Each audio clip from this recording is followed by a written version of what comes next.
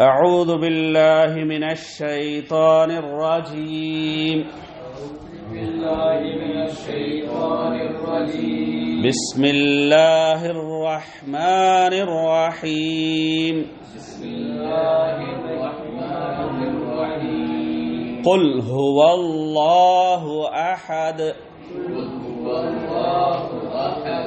الله الصمد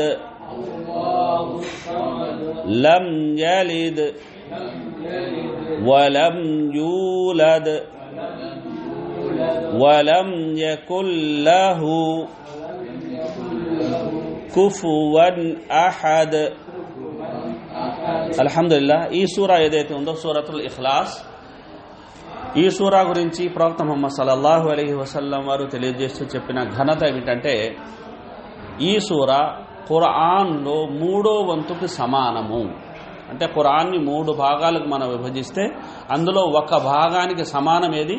సూరతుల్ ఇఖ్లాస్. అంటే ఈ సూరాను మనం 3 సార్లు గనక చదివామంటే మొత్తం ఖురాన్ చదివినంత పుణ్యం అల్లాహ్ సుబ్హానహు వ తఆలా మనకు ప్రసాదిస్తాడు. సుబ్హానల్లాహ్. చాలా చిన్న సూర, మనందరికీ కంఠస్థం ఉన్న సూరానే కదా. కనుక అయితే నేను తరచుగా చెప్తుంటాను, ఇంత సులభంగా పుణ్యాలు సంపాదించుకునే మార్గం అలా పెట్టినా ఎంతమంది రోజు 3 సార్లు చదువుతున్నారు సూరా ఇఖ్లాస్ని? ఎంతమంది దాన్ని 30 సార్లు చదువుతున్నారు? ఎందుకంటే ఎన్నిసార్లు ఎక్కువ చదివితే అన్ని ఎక్కువ ఖురాన్లు చదివిన పుణ్యం వస్తుంది కదా. 3 సార్లు చదివాం అనుకోండి, ఒక ఖురాన్ చదివిన పుణ్యం. 30 సార్లు చదివితే 10 ఖురాన్లు చదివేంత పుణ్యం.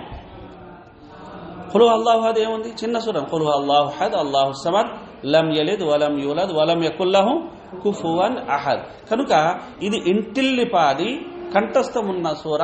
దీన్ని ఎక్కువగా చదవడం వల్ల ఎక్కువ పుణ్యాలు అనేవి మనకు సంప్రాప్తమవుతాయి. ఎందుకంటే మన ఆయుష్ అనేది తక్కువ. ఇతర సముదాయాలు దృష్టిలో పెట్టుకుంటే వారికి 1000 సంవత్సరాలు, 1000 కన్నా ఎక్కువ సంవత్సరాలు వాళ్ళు బతికేవారు. మనం అంటే 100 సంవత్సరాలు బతుకున్నాం, దానికి మించి లేదు. ఇటు అటు కొడితే సరేనా? మరి పుణ్యాలు వాళ్ళు ఎక్కువ పుణ్యాలు సంపాదించుకుని ఉంటారు. కనుక అల్లాహ్ మనకు అవకాశం ఇచ్చారు. మీకు ఆయుష్ తక్కువ రాయినా, కనుక మీరు పుణ్యాలు సంపాదించుకుని విధమైన మార్గాల ద్వారా, అంటే మనం ఏం చేస్తున్నాము, ఇన్నిసార్లు విన్నా కూడా సూరతుల్ ఇఖ్లాస్ని కనీసం రోజుకు 10 సార్లు కానీ 30 సార్లు చదువుదామన్న ఆలోచన అయితే మనకు లేదు. కనుక మరొక మారు నేను చెప్తున్నది ఏంటంటే, 5 నమాజుల తర్వాత ఖుల్ అల్లాహు అహద్ ఒక్కసారి, ఏనా, ఖుల్ ఔదు బిరబ్బిల్ ఫలక్ ఒక్కసారి, ఖుల్ ఔదు బిరబ్బిన్ నాస్ ఒక్కసారి కంపల్సరీ చదవాలి. సరేనా? అలాగే ఫజర్ మరియు మగ్రిబ్ తర్వాత వీటినే 3 సార్లు చదవాలి. ఇలా కేవలం మనం 5 పూటల నమాజ్లో చదివినట్లయితే, ఎన్ని పూటల? 5 పూటల నమాజ్లో కనుక మనం చదివినట్లయితే కానీ మనం అల్హమ్దులిల్లాహ్ 3 ఖురాన్లు చదివిన పుణ్యం మనకు దొరుకుతుంది. అదే పడక మీద వెళ్ళిన తర్వాత అక్కడ కూడా మనం ఇవి చదువుకొని ఊదుకున్నాం అనుకోండి, ఇంకా 4 ఖురాన్లు చదివేంత పుణ్యం మనకు ఇలానే ఊరికేనే వచ్చేస్తుంది. కనుక ఇన్షాల్లా దీన్ని పాటించండి. కనుక ఇది ఘనత, ఈ సూరాకి సంబంధించిన ఘనత. 3 సార్లు చదివితే అల్హమ్దులిల్లాహ్ మనకేమైతే ఖురాన్ చదివేంత పుణ్యం అనేది దక్కుతుంది. సరేని? రెండవది ఏమిటంటే, ఈ సూరా ఎప్పుడు అల్లాహ్ సుబ్హానహు వ తఆలా అవతరింపజేశాడంటే, అవిశ్వాసులు హేళన చేసేవారు. మేము మాకు ఎలబెల్పులు ఉన్నారు, ఆరాధ దైవాలు ఉన్నారు, మా దేవుళ్ళు చాలా మంది ఉన్నారు, ప్రతి దేవుడికి ఒక రూపం ఉంది, ఒక కథ ఉంది, ఒక చరిత్ర ఉంది, ఒక పరిచయం ఉంది. నువ్వు అల్లాహ్ అంటున్నావే, తను ఎలా ఉంటాడు, తన పరిచయం ఏంటి అని ప్రవక్త ముహమ్మద్ సల్లల్లాహు అలైహి వసల్లం వారిని అడిగినప్పుడు వారికి సమాధానంగా ఈ సూరాను అల్లాహ్ సుబ్హానహు వ తఆలా అవతరింపజేయడం జరిగింది. ఏంటి? ఖుల్, ప్రజలకు విషయాన్ని తెలియజేయి, అల్లాహు అహద్, అల్లాహ్ ఆయన ఒకే ఒక్కడు, 2 కానివాడు. ఒకే ఒక్కడండి, 2 కానివాడు.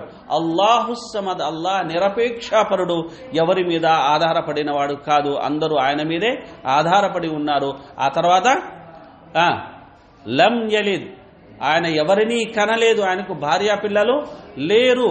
వలం యూలద్, ఆయన కూడా ఒకరికి పుట్టినవారు కాదు, అంటే ఆయనకు అమ్మానాన్నలు కూడా లేరు.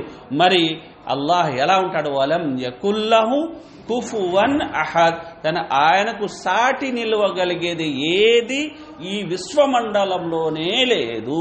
సుబ్హానల్లాహ్. లైస కమిస్లిహి, ఆయనకు పోలినది ఏది ఈ విశ్వమండలంలోనే లేదు. కనుక ఎవరినైనా సరే మీరు అల్లాహ్ను ఎవరు అల్లాహ్ అంటే మనం చాలా నిర్మోహమాటంగా ధైర్యంగా చెప్పగలిగే సూరా ఏమిటి? అల్ ఇఖ్లాస్. సరే, ఖుల్ హువల్లాహు, కేవలం ఇది చెప్పేసేసాను, అల్లాహ్ పరిచయం అనేది అయిపోతుంది. మరి ఇందులో పేర్కొన్న గుణాలు ఏవైతే ఉన్నాయో అవే నిజమైన ఆరాధ్యుని లక్షణాలు. ఈ గుణాలు లేని ఏ వ్యక్తి అయినా సరే తను ఆరాధ్యుడు కాదు, తనెవరు? సృష్టే అనబడతాడు. కనుక నిజంగా మనం చెప్పాలంటే సృష్టికర్త ఒకే ఒక్కడు, ఆయన అల్లాహ్ సుబ్హానహు వ తఆలా. మిగిలినంతా ఏంటి? సృష్టి. వారు దైవదూతలైనా సరే, దైవ ప్రవక్తలైనా సరే, ఇది మనం గమనించాలి. సరే, ఇప్పుడు ఈ సూరా ఘనతలో మరొక ఘనత ఏమిటంటే ప్రవక్త సల్లల్లాహు అలైహి వసల్లం వారు అన్నారు, ఈ సూరాను ఎవరైతే 10 సార్లు చదువుతారు, ఎన్నిసార్లు? ఎవరైతే ఈ సూరాను 10 సార్లు చదువుతారో, సలాం రహమతుల్లాహ్ నా రమా, ఎవరైతే 10 సార్లు చదువుతారో వారికి స్వర్గంలో అల్లాహ్ సుబ్హానహు వ తఆలా ఒక గృహం నిర్మిస్తారు. సుబ్హానల్లాహ్, స్వర్గంలో ఒక గృహం నిర్మిస్తారు. ఏం చెప్ప పరిస్థితి ఆలోచించండి. ప్రపంచంలో చాలా విలువైన ప్రదేశం ఒకటి ఉంది అంటే అక్కడ 2 సెంట్లు 3 సెంట్లు 4 సెంట్లు 10 సెంట్లు ఉన్నాయంటే ఇంకా అతన్ని మనం చాలా అదృష్టవంతుడు, ఇది అది అనుకుంటాం కదా. మరి మొత్తం ప్రపంచం ఏదో ఒక ప్రదేశం కాదు, మొత్తం ప్రపంచం కదా స్వర్గం ముందర ఎలా ఉంటుందంటే, స్వర్గంలో బాణం గుచ్చుకునేంత చోటు మీకు దొరికింది అనుకోండి. ఎంత? పెట్టుకునేంత కాదు, గుచ్చుకునేంత. బాణం గుచ్చుకునేంత చోటు మీకు స్వర్గంలో దక్కితే మొత్తం ప్రపంచం కన్నా ఘనాపాటిది అని ప్రవక్త సల్లల్లాహు అలైహి వసల్లం చెప్పారు. అంత ఘనాపాటి ప్రదేశంలో అల్లాహ్ సుబ్హానహు వ తఆలా మనకు ఇల్లే కట్టిస్తాడు. ఆలోచించాడు. ఈరోజు మనం కష్టపడుతున్నాం దేనికి? ఫ్లాట్ తీసుకుందాం, ఇల్లు తీసుకుందాం, ఇది చేసుకుందాం, అది చేసుకుందాం, ఇది దీని వెనక మొత్తం జీవితం కదా. ఒక ఇల్లు అంటే 10 ఇల్లు, 10 ఇల్లు ఉన్నాడు, 20 ఇల్లు, ఇలానే జరుగుతుంది. అది ఇవన్నీ ఏంటి? ప్రాణం పోగానే అన్ని వదిలేసి మన పాటికి మనం వెళ్ళిపోతాం. సరే, అయితే శాశ్వతమైనది ఏంటి? స్వర్గం. స్వర్గంలో అల్లాహ్ సుబ్హానహు వ తఆలా కేవలం ఇప్పుడు ఇంకో శుభవార్త ఇది కూడా చెప్తాను. కేవలం 10 సార్లు చదివితే ఒక ఇల్లు నిర్మిస్తారు. సహాబాలకు చాలా ఆతురత ఎక్కువ కదా, కనుక సహాబాలు అన్నారు, అంటే 10 సార్లు చదివితే ఒక ఇల్లు నిర్మితం అవుతుందా, మరి మేము ఎక్కువసార్లు చదవచ్చా అని అడిగారు. అప్పుడు ప్రవక్త ముహమ్మద్ సల్లల్లాహు అలైహి వసల్లం వారు అన్నారు, అల్లాహు అక్సర్, అల్లాహు అక్సర్. మీరు ఎన్నిసార్లైనా చదవండి, 10 సార్లు చదివితే అన్ని ఇల్లు. సుబ్హానల్లాహ్, ఎన్ని 10 సార్లు చదివితే అన్ని ఇల్లు. ఇంకేముంది? ఒక మంతకైనా తయారు చేసేయచ్చు మీరు. సుబ్హానల్లాహ్, సరేనా? కనుక ఏం చేయాలి? ఇల్లు అంటే దానికి సకల సౌకర్యాలు ఉంటాయి, చెట్లు గిట్లు, సెలయేర్లు అంటాయి, ఇదంట అదంటే అన్నీ ఉంటాయి సోదరా. అదే ఊరికే ఇల్లు అనుకో. కనుక ఇది మనం గమనించాలి. ఓకేనా?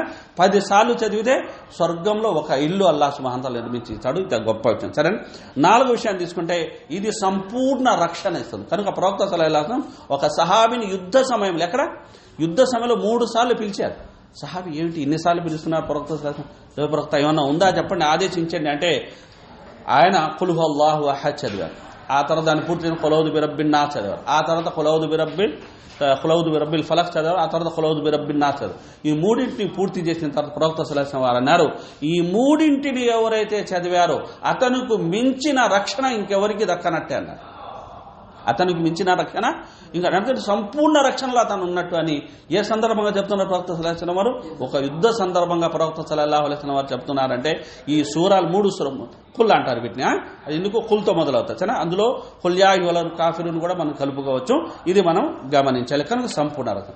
ఇక ఒక సహాబీ ఉండేవారు. ఒక సహాబీ ఆయన ఏంటంటే ఏ నమాజ్ చదివించినా, జహరీ నమాజ్ అంటాం కదా, బిగ్గరగా ఏ నమాజ్ చదివించినా సూరే ఫాతిహా తర్వాత అదనపు సూరా చదివి మళ్ళీ ఖుల్ హువల్లాహు చదివేవారు. ఆయన ఖుల్ హువల్లాహు చదవకుండా ఆయన నమాజే చేసేవాడు కాదు. సహాబాలకు ఏంటంటే కాస్త ఇదే అనిపించింది, ఇంత అనిపించింది, ఏంటి ప్రతి రకాత్లో ఖుల్ హువల్లాహు చదువుతాడేంటి అనే ఉద్దేశంతో ప్రవక్త సల్లల్లాహు అలైహి వసల్లం వారి వద్దకు వెళ్ళి షికాయత్ చేశారు. కానీ ఈమె సహచరుడు ఉన్నారు కదా, ప్రతి రకాత్లోని ఇతను తన ఇఖ్లాస్ చదవంది అనేది తను రుకు చెయ్యడు కానీ ఎందుకు కాస్త విచారించండి అంటే ప్రవక్త సల్లల్లాహు అలైహి వసల్లం వారు అన్నారు, సరేవయ్యా ఎవరు చెయ్యడు, ఇలా ఎవరు చేయడం లేదు, నువ్వే చేస్తున్నా ప్రత్యేకంగా, ఎందుకు చేస్తున్నావు?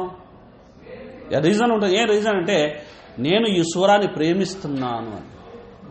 ఈ సూరా అంటే నాకు మహా ఇష్టము. ప్రవక్త సల్లల్లాహు అలైహి వసల్లం ఆ సందర్భంగా చెప్పిన మాట ఏమిటంటే హుబ్బుక హుబ్బుహా, నీ యొక్క ప్రేమ ఆ యొక్క సూరా పట్ల ఇన్షాల్లాహ్ నిన్ను స్వర్గంలో ప్రవేశింపజేస్తుంది. సుబ్హానల్లాహ్. కానీ ఈ సూరా పట్ల నీకున్న ప్రేమ నిన్ను స్వర్గంలో ప్రవేశింపజేస్తుంది అని ప్రవక్త ముహమ్మద్ సల్లల్లాహు అలైహి వసల్లం వారు సెలవీయడం అనేది జరిగింది. కనుక ఇక్కడ మనం గమనించాల్సిన ఒక విషయం ఏంటంటే, చివరిలో ఒక విషయం నేను పెట్టాను, అదేమిటంటే మిత్రుత్వం అల్ వల. సరేని, కనుక ఇస్లాంలో రెండు ఉంటాయి, ఒకటి మిత్రుత్వం వల, రెండవది బర అంటే శత్రుత్వం. అంటే సంబంధం పెట్టుకోవడం, సంబంధం తెంచుకోవడం. మనం సంబంధం దేంతో పెట్టుకుంటాం? తౌహీద్తో మనకు సంబంధం ఉంది, తౌహీద్తో, నమాజ్తో మనకు సంబంధం, రోజాతో మనకు సంబంధం ఉంది, హజ్తో మనకు సంబంధం ఉంది, ఉమ్రాతో మనకు, ఎందుకు అన్నిట్లోనూ తౌహీద్ అనేది ఉంది. తౌహీద్ ఎందులో ఉంటుందో దాంతో మనకు వల ఉంటుంది, మిత్రుత్వం ఉంటుంది, ప్రేమ ఉంటుంది, సంబంధం ఉంటుంది. ఎందులోనైతే షిర్క్ ఉంటుందో, బిదాత్ ఉంటుందో, సరేనా, వాటి నుండి మనం ఏం చేస్తాం? సంబంధాల్ని తెంచుకుంటాం. దాన్ని ఏమంటారు? బరా అంటారు. దాన్ని ఏమంటారు? బరా. కనుక ఖుల్ హువల్లాహు అహద్ వలాకి సంబంధించింది. అంటే మన సంబంధాన్ని, స్నేహాన్ని, ప్రేమని తెలియజేసేది ఏమిటి?